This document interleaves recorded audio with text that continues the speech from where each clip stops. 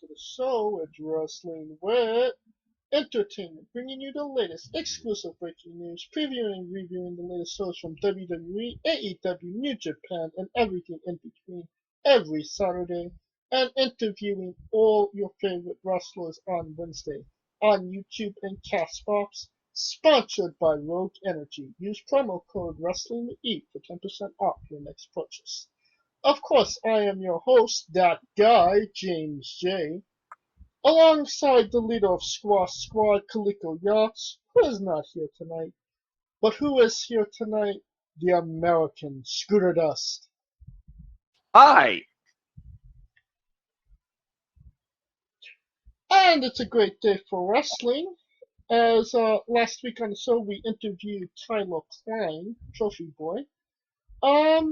Incredible interview, incredible human being.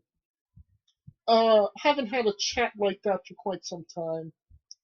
And if you don't like the Green Power Ranger, you're going to love this interview. But next Wednesday, we got Clutch Jesse V. And if I'm not mistaken, that might actually be his first interview on YouTube or Castbox. At least in terms of wrestling, it seems like it actually was. If it wasn't, we apologize in advance and we hold no liability for making that claim.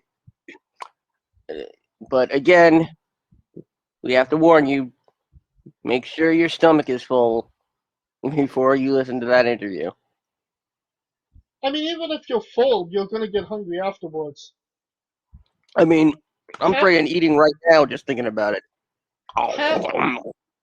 Have something ready to eat while you're watching that interview, listening to that interview. You know what's funny? Yeah. I'm eating white cheddar mac and cheese. Damn. Now you're making me jealous. And what did he make for Dragon's Den? White chocolate mac and cheese. That's right. Oh, we're giving things away now.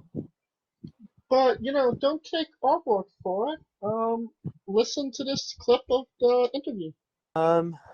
I actually have a pinup that nobody gets to see because it's on kind of my hip. It's a pinup of my wife, but she has so she's cartoon. She has Ultimate Warrior face paint, Hulk Hogan shirt, Macho Man tights, and then she has my first pair of wrestling boots on. So that's probably my number one. Wait, so are we to understand that your wife is also a fan of wrestling? She became a fan when she met me, but she's not like an avid fan, but it was just my way of tying in two things I love. Oh, okay. Now I know what I'm doing for my 4-year anniversary. I know, right? I feel like I gotta take notes, but I feel like my wife would be like, "Why? I don't get it." Yeah, your wife would probably said, "Who's this girl with all this wrestling merchandise on her?" I know, and I'm just gonna be like, "That's you," and I'm like, "You're like, okay, man." Hey, folks, this is the Colossal Mike Law, and you are listening to Wrestling with Entertainment. Enjoy the show. Support these guys. We appreciate it very much. We'll see you at ringside. What a fantastic clip, no? Nom. And the week after that, we got the smash hit, Joel Bateman, our second Australian from Australia. He's also a promoter. Up there, down there. Yeah. Huh. I mean, he was great in the change up and Teen Wolf 2 and couples therapy. Jason Bateman. Oh yes, Joel Bateman, who once again we found another connection between me and our guest. You want to know what it is? You know what? Get your ass up and listen to it. We can't do the listening for you. And you can listen to that on Wednesday, the 16th, I believe. Is it the 16th? Yeah, the 16th. Yes. And now that we're done putting ourselves over, let's get into the news. Impact Wrestling, Ring of Honor, and NWA all announced that they're doing shows with live crowds.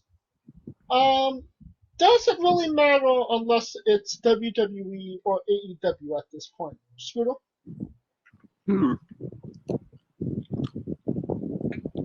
I guess it would depend on the crowd. I guess it would depend on the size of the crowd. Specifically for the fact that if they deliver on live crowds and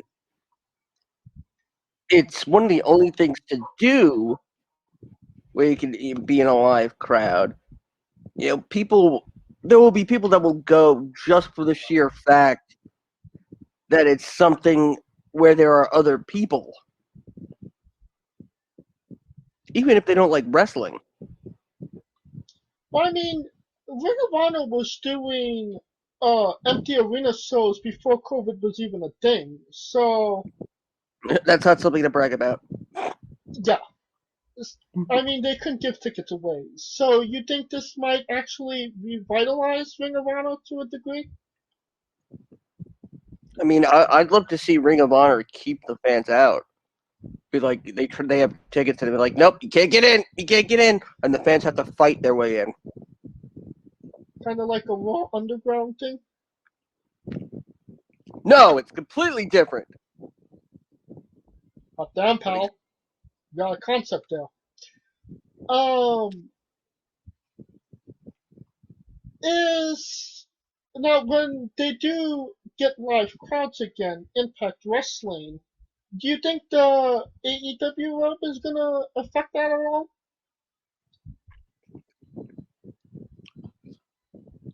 And at this point, I don't even know what to think about in terms of that because it really seems like they are treating it separately now.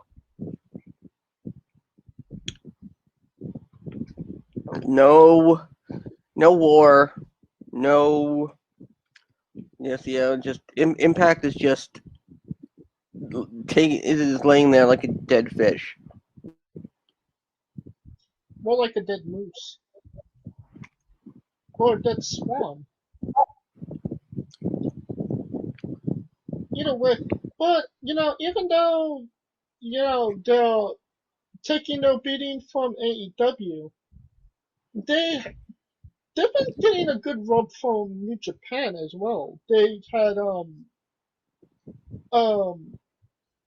ELP on. They had I can't remember his name. They had Satoshi Kojima.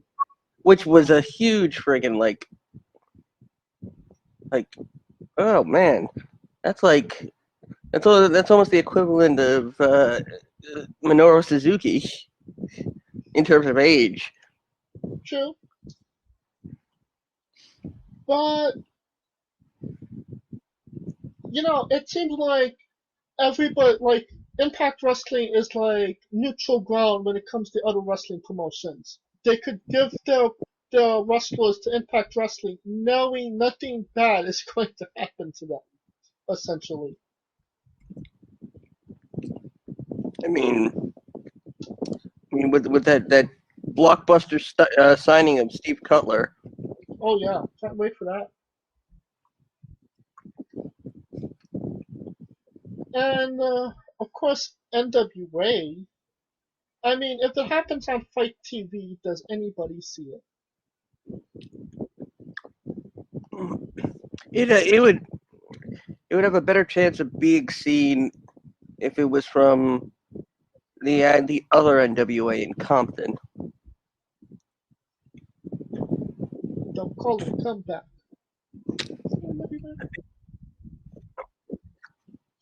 Anyway, going into the major piece of news this week, WWE released Braun Strowman, Aleister Black, Lana, Ruby Riott, and Santana Garrett. What does this mean, Scooter? This is either a sign of desperation or this is a complete work.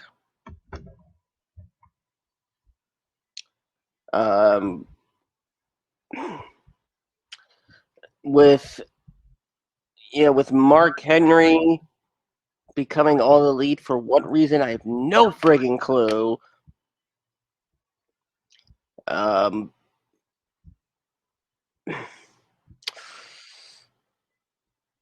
It's.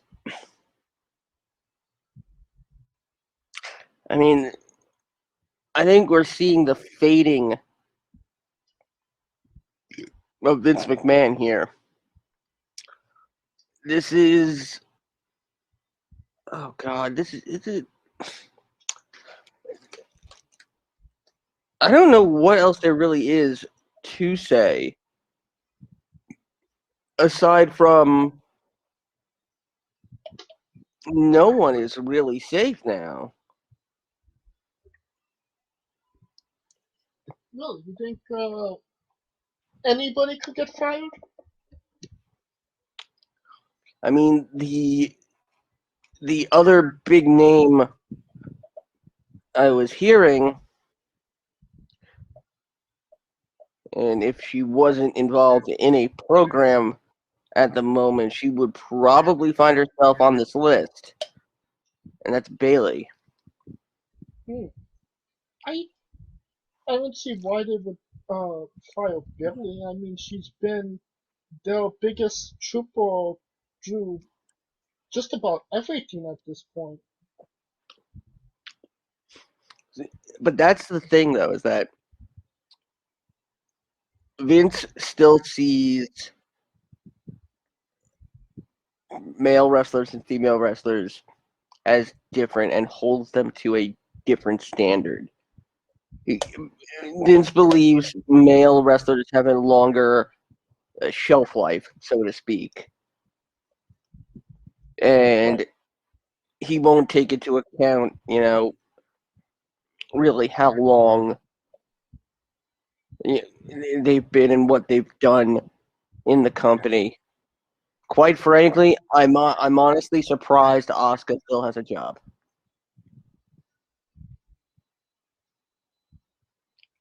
Yeah, you got a point there.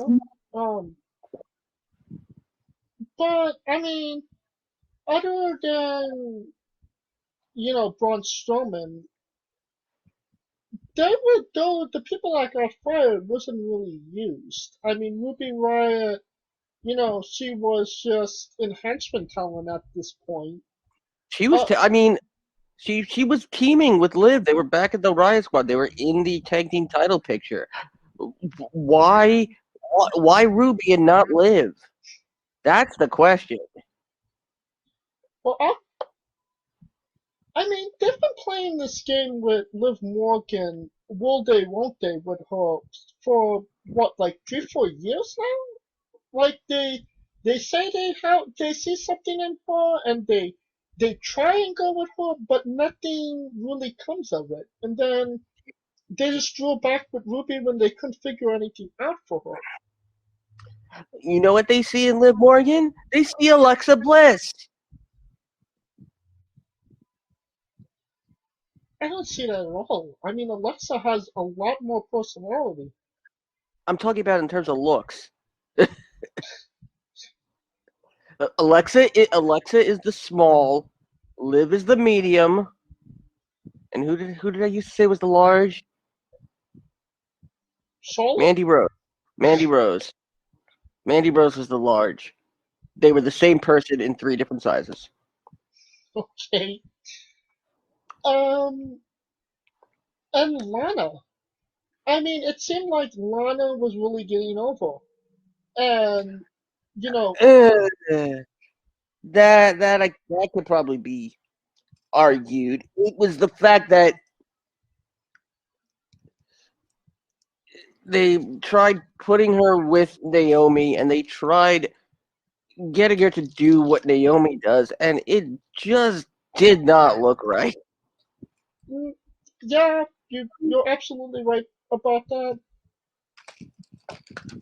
But I do also say that when she did the whole bully angle with Nyla, Nia, not Nyla, um, it worked. And you actually felt bad for her. And when she did actually get a win, you didn't actually question it. You just kind of cheered for it. You know what I mean? Yeah, yeah. But it's like Nikki Cross lasting 2 minutes with Rhea Ripley and Charlotte and claiming victory. It's you. You know Lana's gonna get the crap kicked out of her. She's the perennial female enhancement talent. She never really needed to wrestle in the first place. Oh, no, you're right. But what I'm going with was anything that they kind of gave Lana, she made it work. Yeah, okay, that I will. Yeah, that I will absolutely agree with. I mean, her music was catchy. You know, I mean, who doesn't remember that little the little boob shake she used to do, the little shimmy on the way to the ring, Yeah. and that she could be 6 feet tall with one leg entirely up in the air. Um,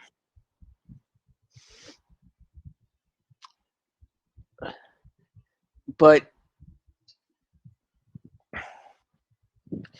and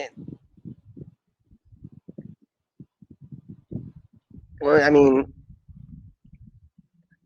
eventually the ship was gonna go down on Lana's in ring career. I mean, and that's why I always hated the fact that give them last names.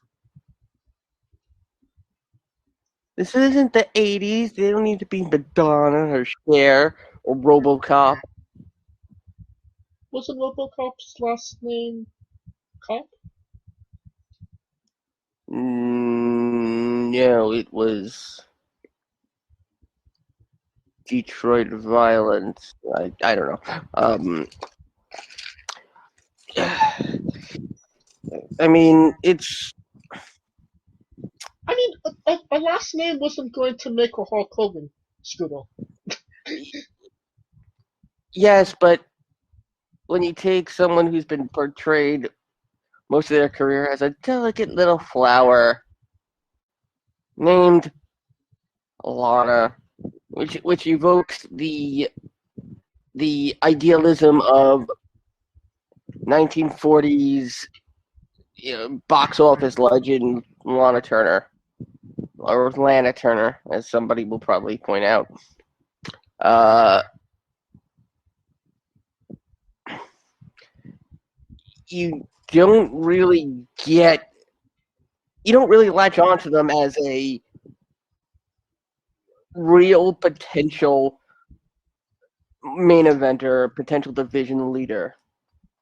Lana was never going to be that. No. Well, let's talk about somebody that maybe could have been. Aleister Black. It seems like they've been playing the stance with Aleister for maybe 2 years now, where it seems like a lot of people in WWE didn't get what Aleister Black was.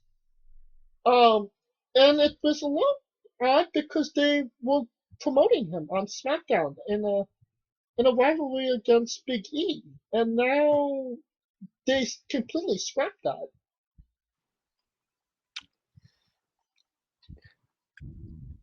Yep.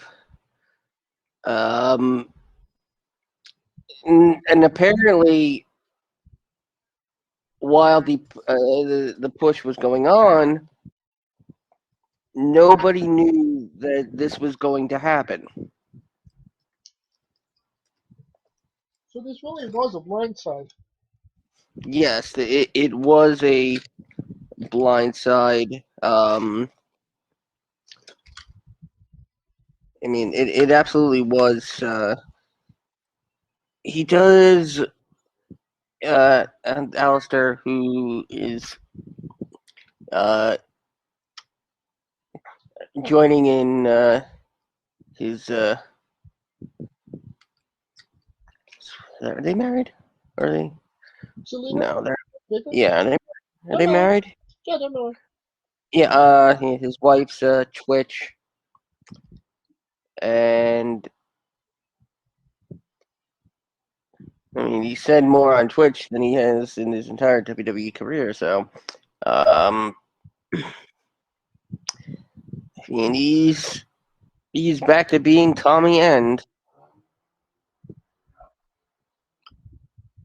And the biggest surprise would be Braun Strowman.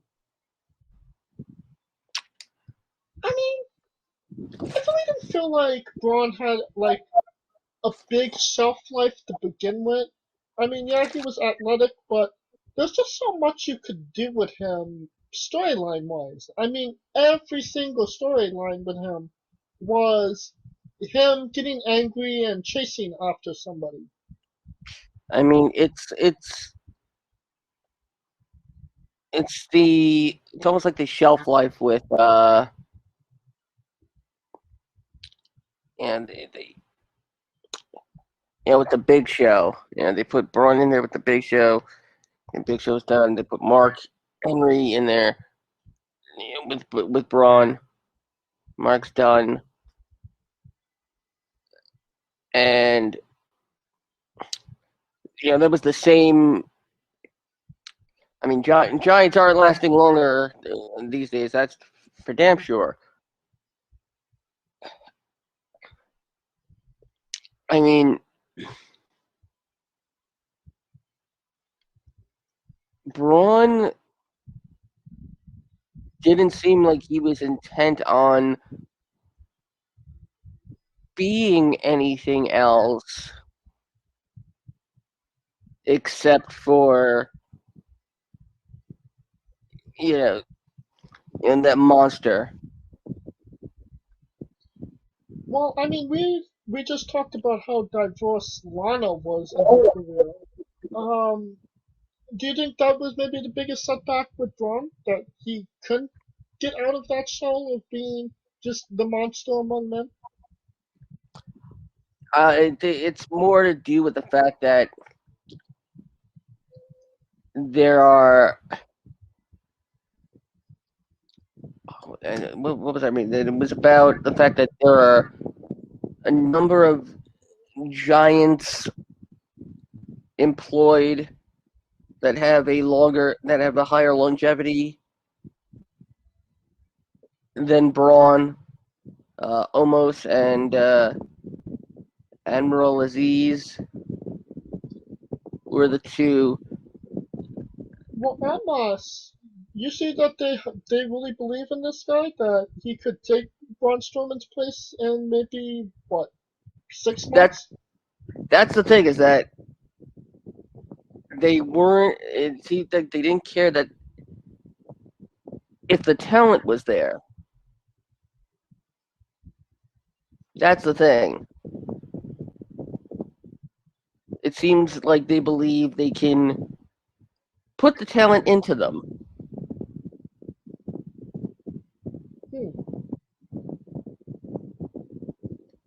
Alright, well, Braun said in prior interviews that he would, the day Vince McMahon fired him was the day he would hang up his wrestling boots. Do we see Braun Strowman in a wrestling ring that's not WWE? Squirtle? I would say I would say not. I would say Braun would probably retire. Interesting. I mean, I would say that Braun would retire to his farm. Is it a farm or a ranch he has? Your life is I mean, good. he doesn't need the he doesn't need the money. So just live off the I land. mean, honestly, I think Braun will be back. You think this is just for now firing? Yes, I think at some point down the road. In fact, you know what? I'll even call it the 2022 Royal Rumble. Wow. All right, you heard it here first. Well, where do you think Aleister Black is going to end up? Of course, everybody, everybody was like, "Oh, the Dark Order can have a leader again." Oh my God. And also, by the way, a very happy birthday to my boy Johnny Hungy, Oh, hey. and also a happy birthday to my teacher and mentor, Mikey Whipwreck. Happy birthday to both of them. I mean, everybody is assuming, oh, Aleister Black can replace Brody Lee. Like, yeah. I feel like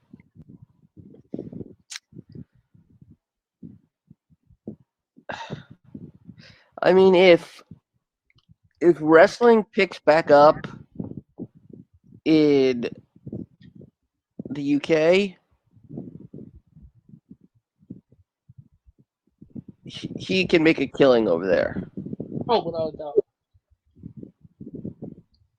And, I mean, you're kind of like poo-pooing on the idea of him being the leader of the Dark Order, but I could see that happening. Oh no, I can see it happening. I don't think it should.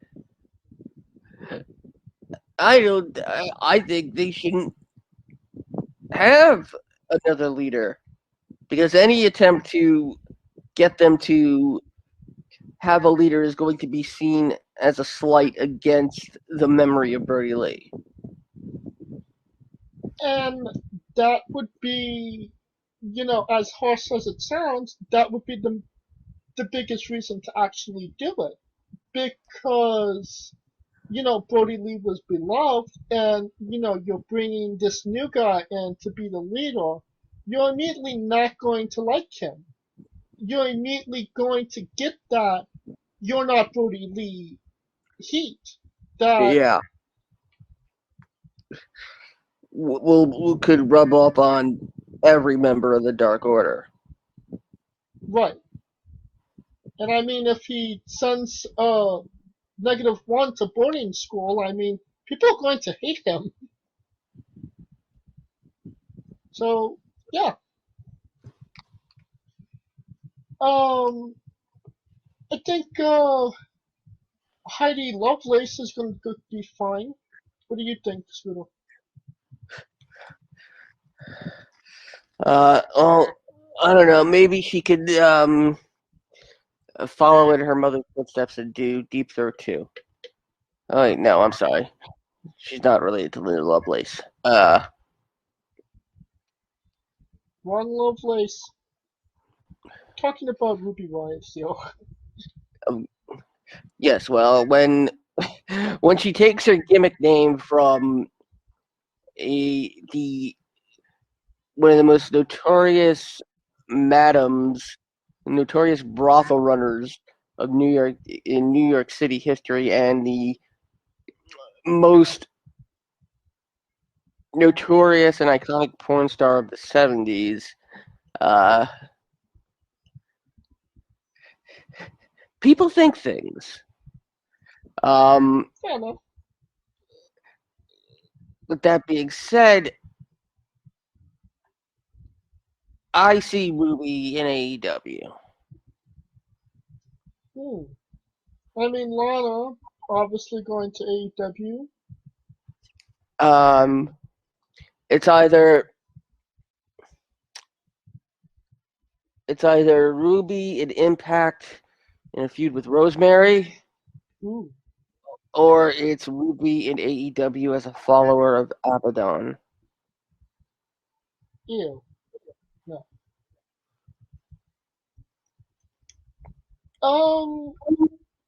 We never talked about Santana Garrett. Where do you see where's she going?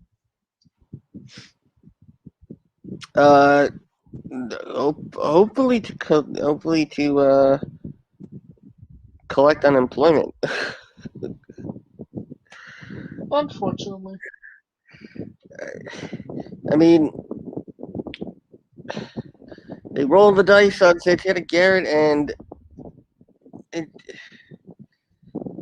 They went double or nothing on Santana Garrett.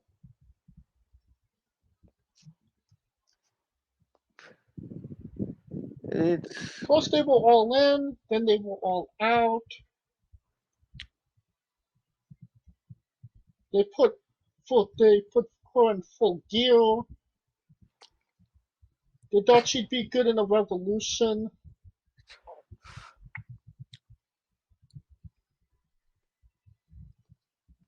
She might be able to fight for the fallen. But it turns out she was just a fighter fest. And now, a quick word from our sponsors. Rogue Energy, the only gaming drink company in the world with 4 unique product lines to suit your task at hand, whether it be juices, shakes, smoothies, and everything else in between. Their low-calorie, no-sugar energy formula is the perfect alternative to sugar-filled canned energy drinks and sodas. Their extreme formula provides the most energy, focus, and sports performance possible. Their hydration line offers focus, ingredients without the added caffeine. Drink it anytime you're thirsty. And their shake formula is so delicious. Who doesn't love a cookies and cream, 0-calorie energy milkshake? First and foremost, they've designed every Rogue product line with performance and effectiveness in mind. It is critical that you look at the nutrition panels of drinks when comparing options. There are countless off brands out there that are presenting low quality, poorly dosed formulas that amount to expensive caffeine water. Every formula they produce is designed with optimal levels of high quality ingredients. Additionally, you won't find a powdered gaming drink brand that dissolves better. No need to have chalky textures in your drink. Their taste profiles are unmatched, specifically designed for gamers, athletes, students, entrepreneurs, people with hectic schedules, individuals with low energy, podcasters who can't shut up, people who are health conscious, and so much more. Great as both a pre-workout and as a coffee energy drink replacement. Specifically designed every Rogue product line to be the best gaming drink on the planet. Rogue Energy, more focus, more wins. Use promo code WRESTLINGWITHE for 10% off your next purchase. And we are wrestling with AEW Double or Nothing review. It was. I choose nothing. Huh? I choose nothing. Alright. I wasn't sure. Dang it. Unfortunately not. But this was last Sunday. And honestly, not the worst thing AEW's ever done. I mean, considering just the atmosphere alone of a full crowd was definitely weird and great at the same time. They were all Android. Not Apple?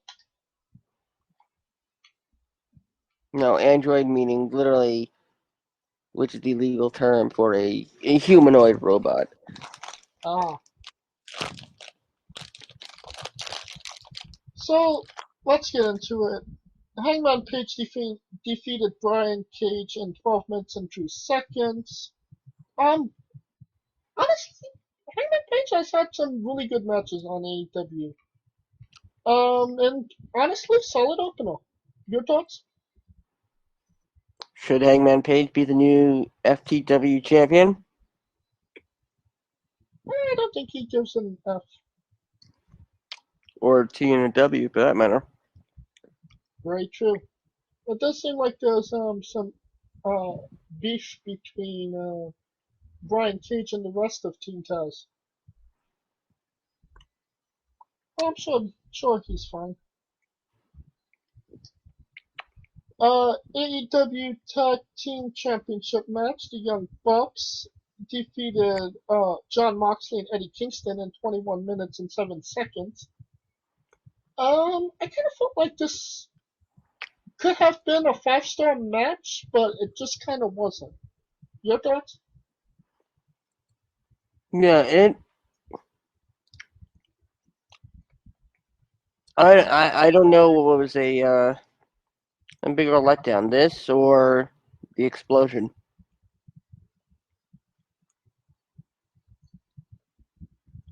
Well, I mean, the explosion was a big letdown, but do you think this is on the competitors, or them not having chemistry, or what? Because it seemed like nothing could come together for these guys. Yeah, I don't know if it was really more of them going through the motions.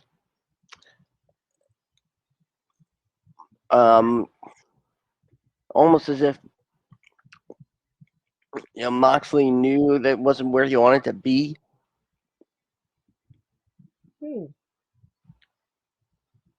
you think Moxley was a little booper faced?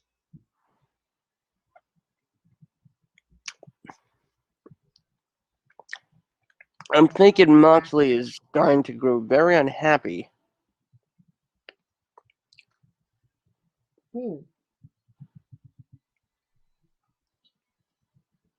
Next match, Jungle Boy won the Casino Battle Royal for a shot at the AEW World Championship in 23 minutes and 29 seconds. You And called this one. yes, I did. Oh, that's a great feeling. I told you. Just watch. It's gonna be Jungle Boy. Everyone's gonna think it's gonna be Christian Cage to win, but no. Damn, it feels good to be a gangster. Alrighty then. I mean, Jungle Boy was the right guy to win this match. I mean, they wasn't giving it to Leo Rush. God. And Christian, I mean, that would defeat. They would essentially become WWE if they did that. No? Or Impact. Yeah, I mean, it had to be.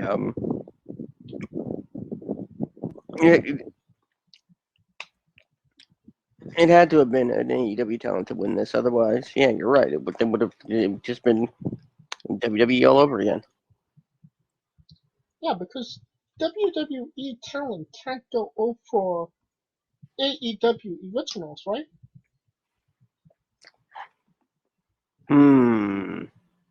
That being said, our next match, the American Dream, Cody Rhodes, defeated Anthony Ogogo in 12 minutes and 2 seconds. This was Ogogo's match to win that he lost. Oh, no. There were a no on the Ogogo. And it was so.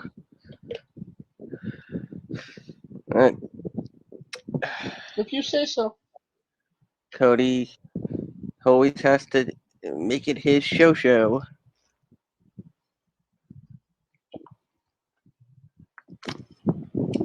I have no more rhymes. Yeah, not myself. So yeah,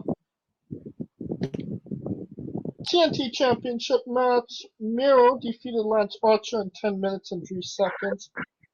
I felt like this was only to get Miro a win and maybe make us believe that he's TNT champion rather than an actual feud that I wanted to see.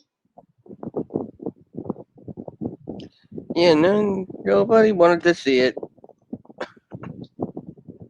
I mean, technically they're both heels.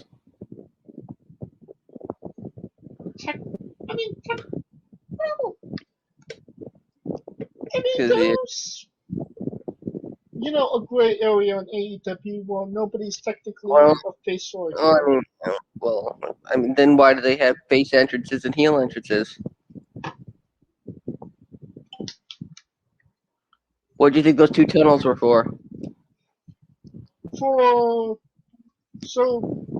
when they see each other in the back, they don't kill each other. Nope. One is for faces, one is for heels. It's actually a very old school setup. Yeah, well. Talking about old school heels, AEW Women's Championship match, Britt Baker, DMD, with Rebel, not Reaper, defeated Hikaru Shida in 18 minutes and 18 seconds. This was Britt Baker's match to win, and she actually won. Now, does she do something with it?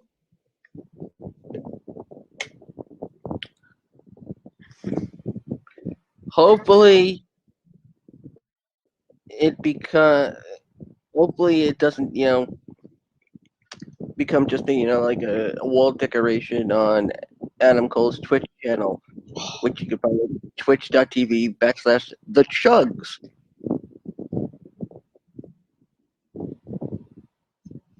So, Adam Cole's Bay, bringing home the gold. Yeah, and surprisingly, there's a user on the channel whose username is Cole's Bay, but it's not Britt Baker. But they are a mod on Adam Cole's channel. But yes, this was Britt's match to win. Finally, the question is, can they get her some quality opponents? I mean, Chris Statlander seems like she's primed and ready.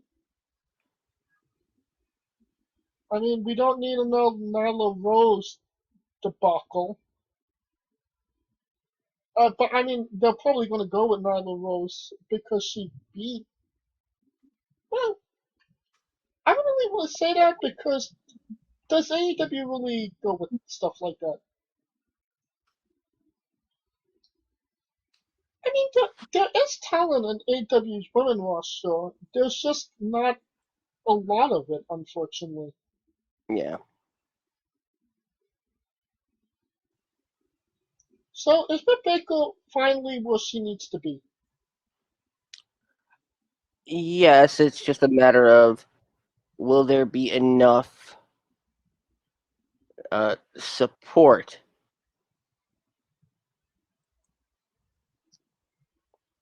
Huh? Talking about support, Darby Allin and Sting defeated Scorpio Sky and Ethan Page in 15 minutes and 33 seconds. Sting's first sanctioned match in 6 years. How do you think he did, Scooter? I mean, he did pretty good.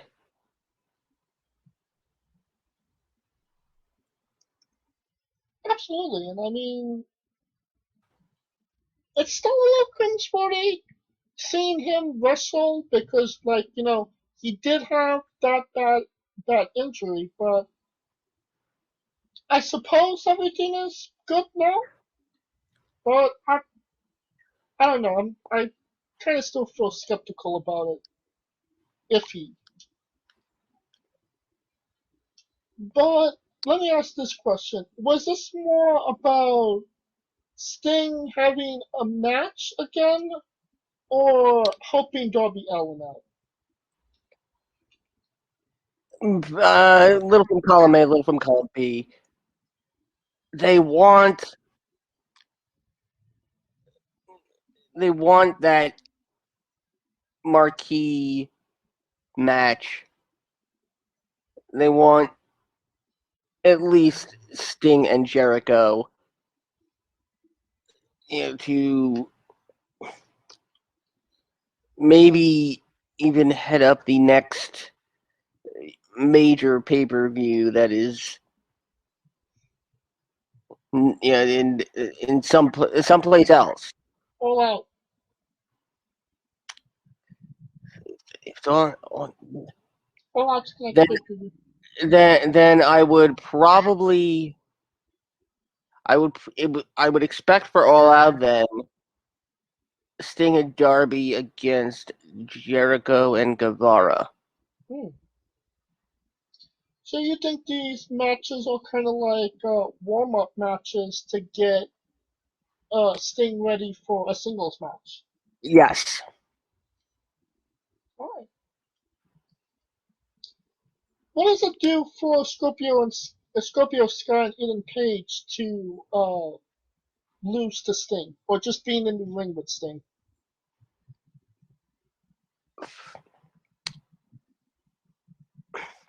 I think at this point, if you lose to a legend like Sting, it's not harmful to the career. I mean, Page and Sky, clearly they're going to have a feud with SCU coming. I thought Daniels retired essentially. Anyway, did SCU ever get their tag title shot? Yes, they did. It was a bloody mess, and they lost. Okay, which means Sky and Kazarian into a feud. I mean, if they bring over Josh Alexander from Impact, it could be Kazarian and Alexander. That they won't do, but you know who they will bring? Curry Man. Ooh, okay, yeah, that makes sense. That guy. Oh, it was announced that Mark Henry has signed with AEW and is all elite. If Mark Henry signs a contract with AEW in the woods, does anybody care?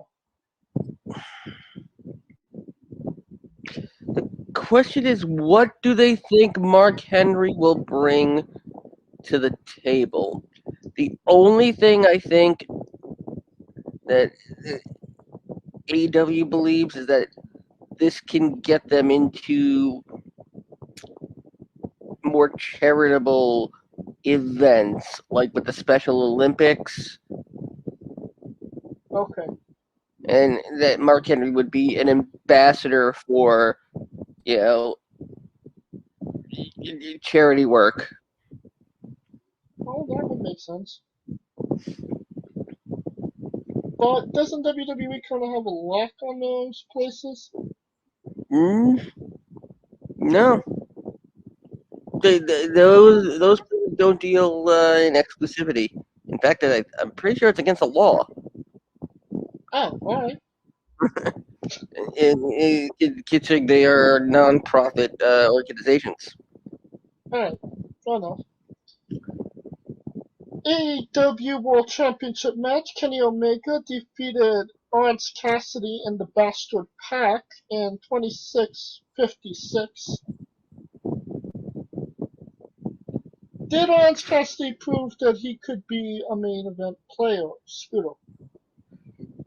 Well, considering that this wasn't the main event,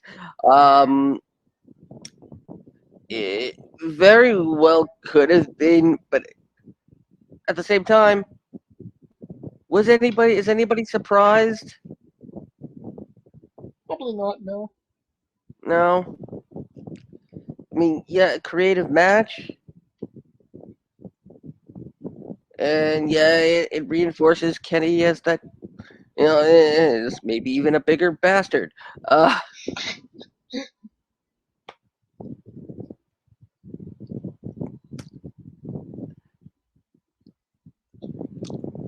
Well, I mean, what else is there to say? fair enough. I don't think,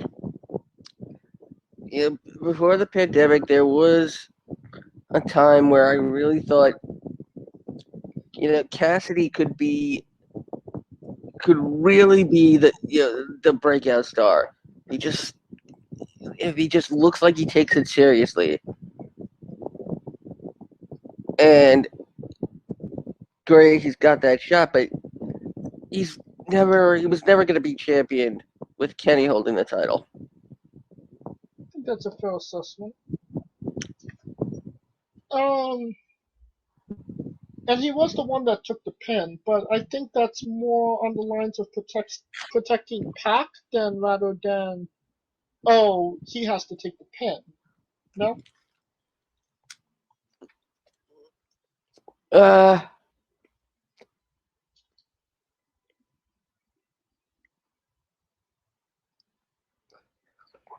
Again, I don't know. Well, and you know what? Maybe my issue was that they kind of went into this cold. I mean, there was only like a 2-week build-up with Orange Cassidy, and he didn't really have a lot of momentum going into the match to begin with. To maybe make us believe that he could be a threat to Kenny Omega and actually win the championship. True. I mean, when Cassidy would confront Omega would make him look like a chump.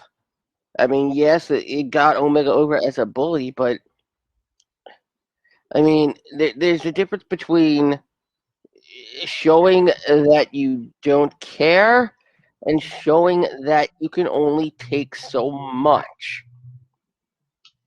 Right.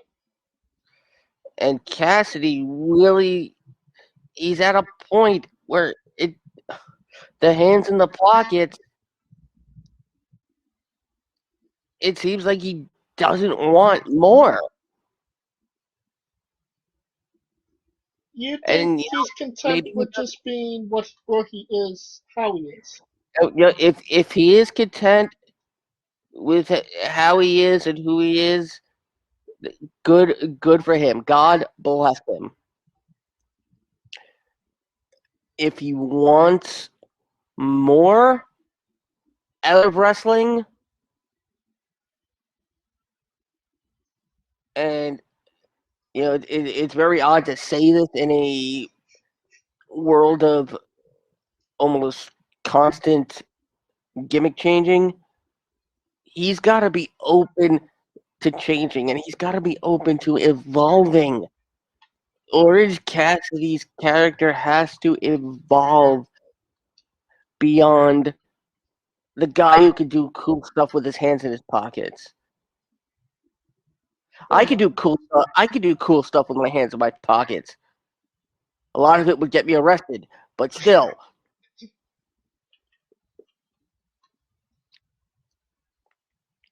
Now that leads us into our main event, the Stadium Stampede. The Inner Circle defeated the Pinnacle in 31-31. What say you, Scooter? I didn't realize this pay-per-view was renamed No Surprise. Double or Nothing, no surprise. Instead of No Surrender, No Surprise. Honestly, not as good as the first one, but I think the first one was maybe better because it was a little bit longer and you had more comedy with the Elite being in there. But other than that, it seemed like it was, what it needed to be, I guess. Yeah.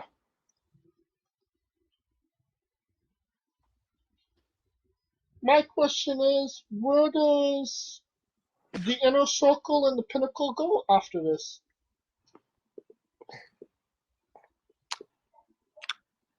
I mean, and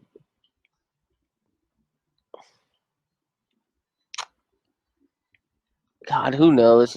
All I can really be sure of is there's a Sting Chris Jericho match in the future. Why? Maybe even Sting MJF. Oh God, why would we want that? Because if if Jericho indicates he's gonna want a match with Sting, MJF will want to beat him to the punch. Oh, that's true. And then Chris Jericho would probably say, you know what? Fine, absolutely, you go ahead. And then Sting just beats him in 10 seconds. I mean, that would And be then, great storytelling. and then it turns out that's Chris Jericho's last laugh on MJF. That chapter is done, and you can move on to Sting and Chris Jericho. Now, the pit preview in its entirety, what do you say? Thumbs up, thumbs down, thumbs in the middle? I'm gonna say one thumb up and one severed thumb. It was average.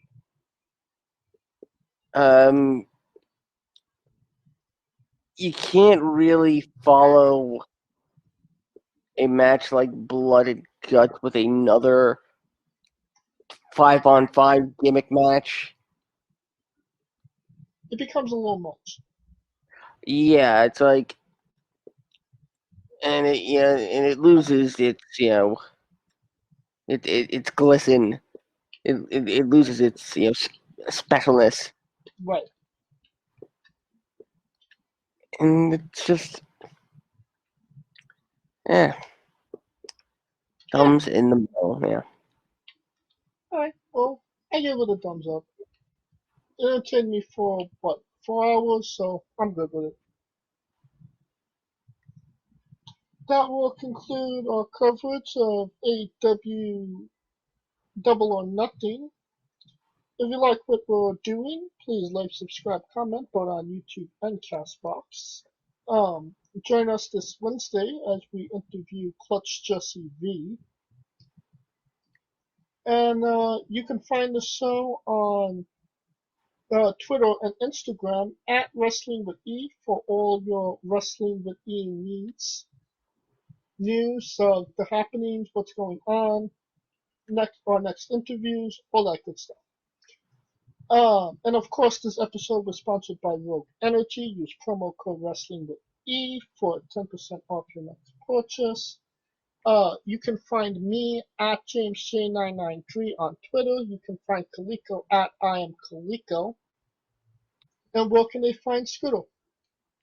As always, you can find me on Twitter at ScooterDust and hold it down for UNB at UNBS Wrestling. And, of course, you can find me on Twitch. In fact, you can find me on just a little bit played some Knockout City with the Smoking Dragons, twitch.tv/Smoking Dragons. We raised over $3,000 for St. Jude's. We're so excited. We're so thrilled. And with Pride Month in the works, it's a good time to come on and check out the Smoking Dragons. There's 20 sides to every story. Come be a part of ours. For Clicker Yacht Scooter Dust, I'm James Shea, and this has been Wrestling with Entertainment. Hey, folks, this is the Colossal Mike Law, and you are listening to Wrestling with Entertainment. Enjoy the show. Support these guys. We appreciate it very much. We'll see you at ringside.